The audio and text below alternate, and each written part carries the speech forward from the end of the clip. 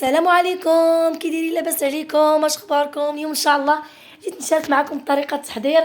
غنحضر معكم واحد الشهيوه زوينه غتعجبكم بزاف بزاف، مريقه بسيطه. غير تبعوا معايا المقادير وطريقه التحضير. وعلى بركه الله غناخذوا الدجاج اللي بغيتو نتوما، القياس اللي بغيتو. انا درت الفخيطات، غندير عليهم واحد بصله مشلضه. هاد القياس اللي كندير انا كيجي زوين، كندير الدقه الاولى كلشي. واحد جوج ديال الثومات، واحد معلقه كبيره قزبر ومعدنوس، واحد شويه ديال حار مصير، نص معلقه ديال الخرقوم، شويه ديال البزار.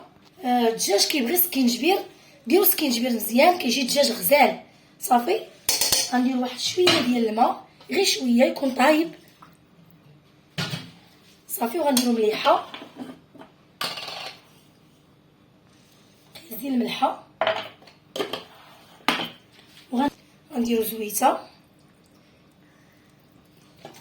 واحد نص كاس ديال الزيت، ما بين الزيت والبلديه وزيت الروميه اللي بغيتو. صافي غنحركو مزيان مزيان.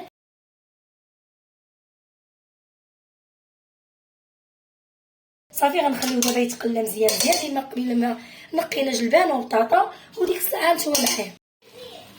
صافي بعد ما غنخليوه يتقلى، السر ديال المريقه هي تقلى تجي زوينه هكا.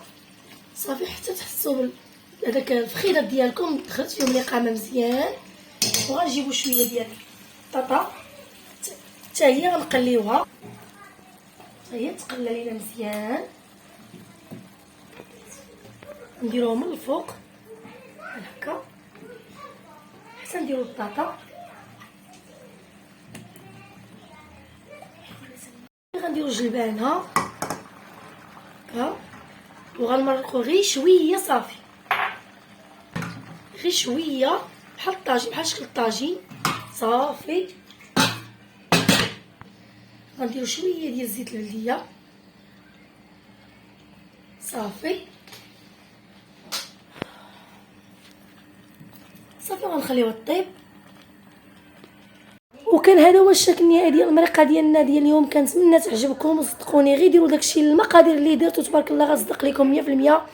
وشكرا لكم، التعاليق ديالكم زوينه، وما تنساونيش بالبصيمه ديالكم زوينه. وبسلام عليكم، الى فيديو اخر.